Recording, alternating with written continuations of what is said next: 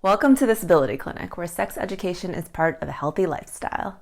I'm your host, Dr. Stephanie Van, and I'm joined again by actor and producer Audrey A.J. Murray and mouth painter and influencer Cruise Bogle. For our identifiers, pronouns, and audio description, be sure to check out our first sex education breakdown, linked in the description below. Today we're going to take a closer look at the character of Isaac, introduced this season as a neighbor, a wheelchair user, and a new love interest. Throughout his character arc, this show does a great job of turning him into a disabled sex symbol. Spoiler warning for season 2 of Sex Education. Let's jump right back into the breakdown, where we see Maeve running into Isaac and his brother at the local community center. Hey, body slammer, what are you doing here? He calls her body slammer because she tackled him the night before, basically. Oh, dear. Maybe that was deliberate. I think they're onto something. Can you give me a hand, please? Why would I do that, sucker? Come on, it was pretty funny. He's got a lot of confidence. I mean, even that she stopped when she heard it drop, he's like, all right, I got her. There's the hook.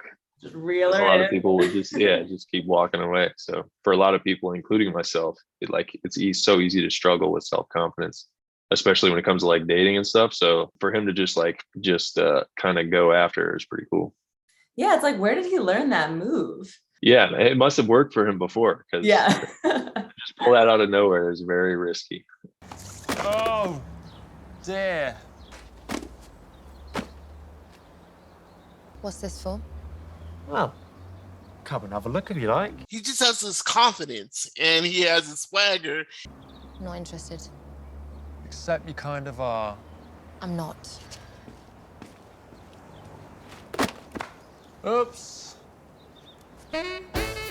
Yeah, it might be easy if you just carry them inside for me. He's a badass bad boy, and Clearly she likes that. Yeah, like. Have you ever dropped something or acted more helpless than you were to like flirt with someone? I would definitely go the opposite way to try and make it look like I am more independent and I need less help. I think dancing is one of the more accessible activities. I like that they represented that, and I would have loved seeing more wheelchair users dancing. Yeah, definitely. Because when I've gone to like weddings, people will be like, oh, Cruise, get on the dance floor. And, if I've had like a drink or two and I'm feeling like a little bit loose, I'll go out and, move or like shake a little bit. But other than that, it's just like, it's tough to quote unquote dance, when you don't have even upper body. It would make it that much easier. So interesting this counts as dancing. So a lot of people who are able-bodied cannot pull that off. So you're too kind. Happened in the army. Second tour of Afghanistan. My tank was attacked by a pack of wild dogs. I am lucky to be alive. I didn't ask. But you really, really want to. I don't feel sorry for you. They're already kind of like flirting and in this familiar dynamic, even though they don't know each other that well, like you said. I just wanna live again, baby. Isaac gives Maeve a little present, and he's obviously courting her. Hard. Somebody please tell me, how can you stop the rain from falling down? I love the music because it's very like soulful and romantic and heartbreaking. Yeah, Al Green. So Isaac has left this very sweet, like kind of flirty, thoughtful present of a gas canister for Maeve, and calls her Sucker again because that's clearly his play name for her, Sucker. Yeah. Which is funny because at school she gets teased and is called Cockbiter, so he's calling her Sucker, which is kind of like this. I just realized that. You think the writers? I think they knew exactly what they were doing there.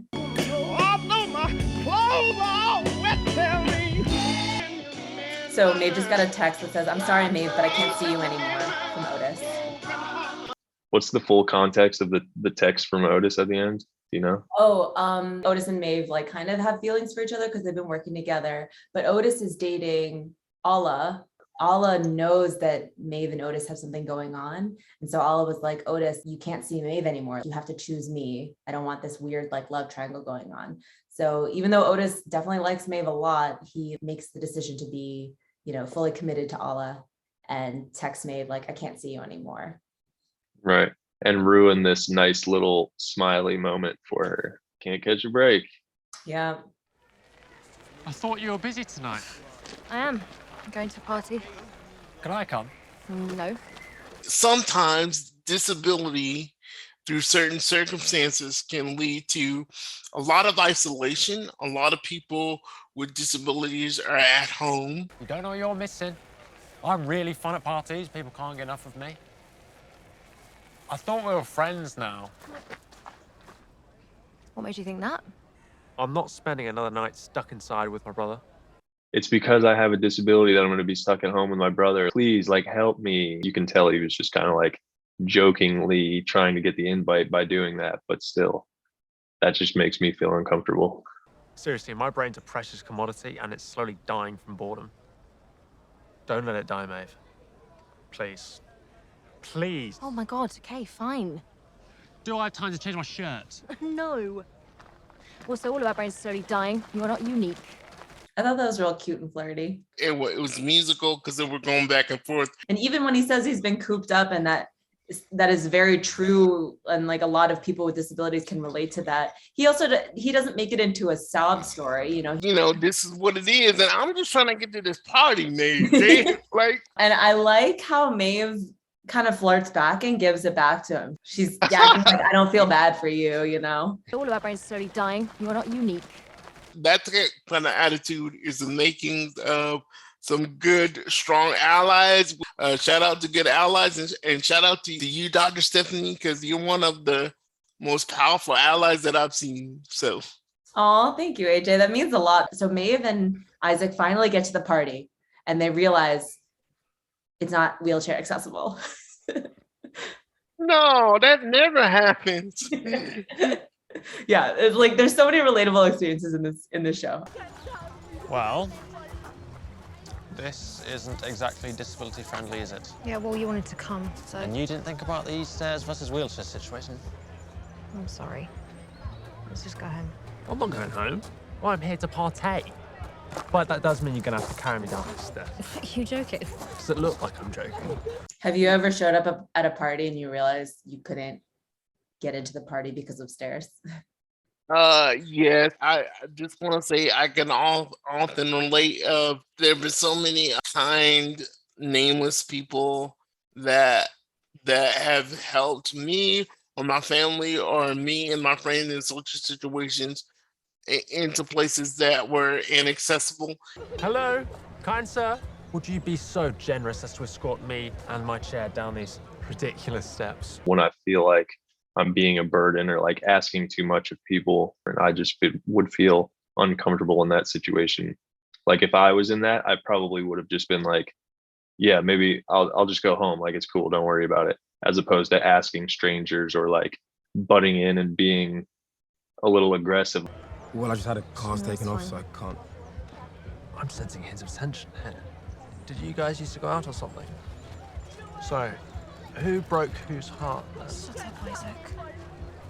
Boys, could you give us a hand getting Isaac. Isaac a lift downstairs, please? People's houses, certain houses have too many steps. I have a small ramp that goes up like 1 or 2 steps, but if it was something more than that, then I would need my bigger ramp, and I don't have that with me all the time. So there's been a couple of times where I couldn't get into something, and I have had people carry me up, but not because I was like, yo, I need somebody, like go grab people. It was more like the person I was with saw the issue, Mm-hmm. didn't they saw a way around it, like, no, don't worry, like we'll get some people to carry you up.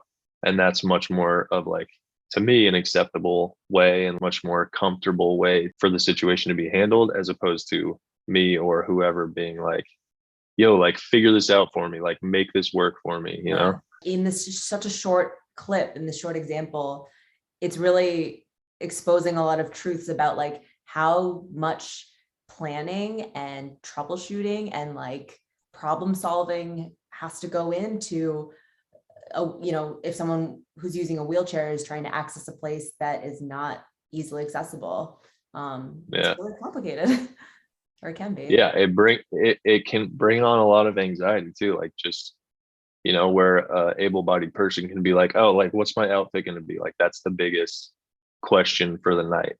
But for somebody like myself with a disability, it's more like, oh God, do I need to bring a ramp? If there isn't a ramp, I'm gonna have to go around back, or I'm gonna have to get some random people to like help me in. Because of that situation, maybe more people are like staring. It just like makes it that much bigger of a moment and situation. It can be anxiety inducing. That's what it has been for me in the past.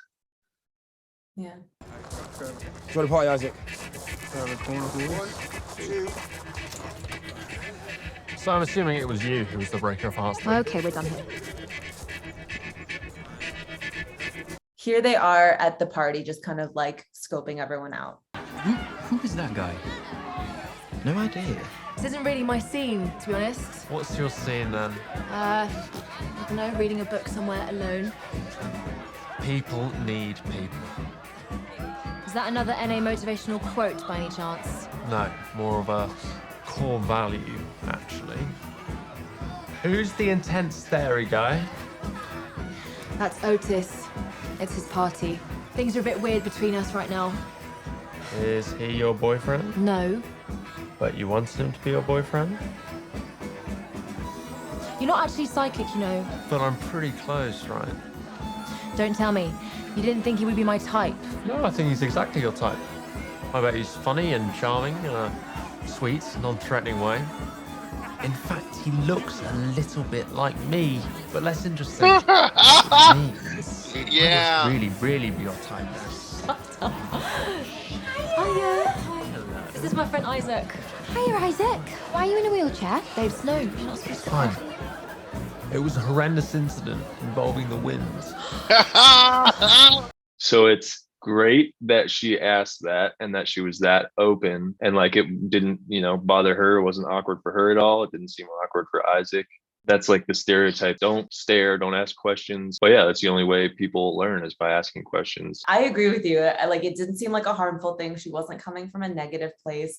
But it's funny because her boyfriend Steve and Maeve are both like, no, Amy, like, don't say that. I feel like that's kind of representing how intrusive that can be, or that can come off as a little bit, you know, nosy. If people feel like entitled to know someone with a disability's story, like that can cross the line. What if they were in a car accident and they lost a loved one in that car accident, and they're the only one who survived, and they have this disability now? But still, I don't know. I think that it comes down to, you know, the person. It's still a huge part of your life, and you can't like try to ignore that. I guess, I don't know. That's just my perspective. But obviously, like I said, everybody's different of what they're comfortable with and what they're comfortable sharing. So you already said this, but it's just like whatever that individual is comfortable with, like however much they want to share is the right amount. All we can do as, you know, allies or friends, family, you know, new acquaintances, all we can do is kind of be present to support that and encourage that, but not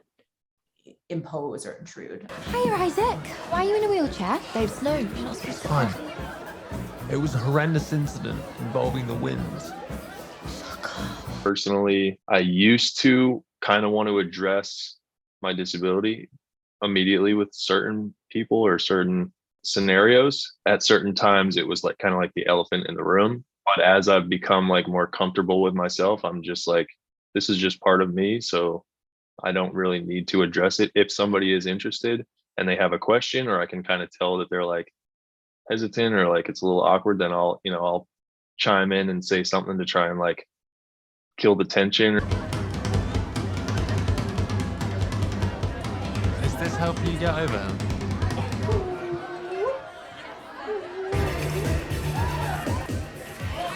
Him. Do you think that's her boyfriend? I don't know.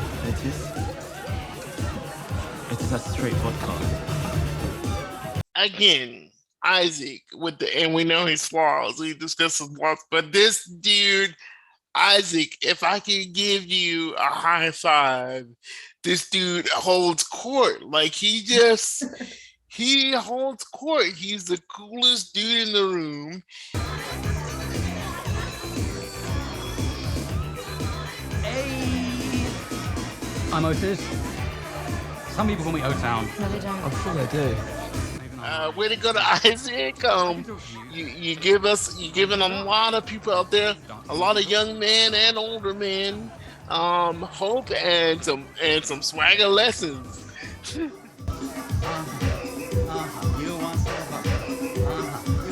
How would you describe yourself at parties? Oh man, not for the life of the party, that's for sure.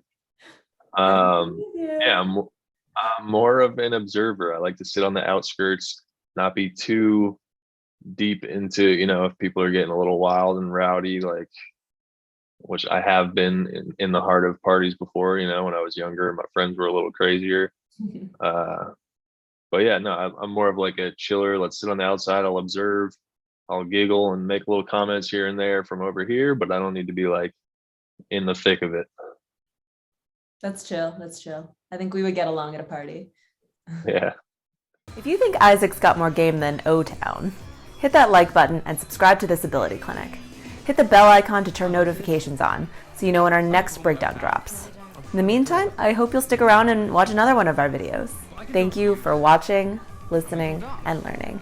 Or, whatever it may be. Sorry about that. Do you have a cute dog in the background? Is that what I'm seeing? I do have a cute dog in the back. I don't think you can see him right now, but he's just staring at the door. Yes. Oh, what's his name? Leroy Brown. Oh. He was supposed to be a Doberman Lab mix, but I think he's like a Dachshund mixed with something because he has these short little legs and he's only like 35 pounds. But he's pretty cute. Yeah. He looks like a cute little, like I saw him up in the corner and I was like, oh, that's a puppy. Yeah, he does. He looks like a little puppy. He has a lot of big dog features except for his legs. Classic the bark, he's got a pretty big dog bark. Leroy, leave it. How old is he? He barks. He is 7. Oh, wow. He definitely looks younger than he is. Yeah, he looks like a little pup. I think it's just the short legs. Yeah. Oh, that's adorable. Yeah. I'm very much a dog person, but I don't have a dog right now. One day. That's fine. If you were not a dog person, then we may have to cancel the call, Yeah, you would just. What kind of person is not a dog person?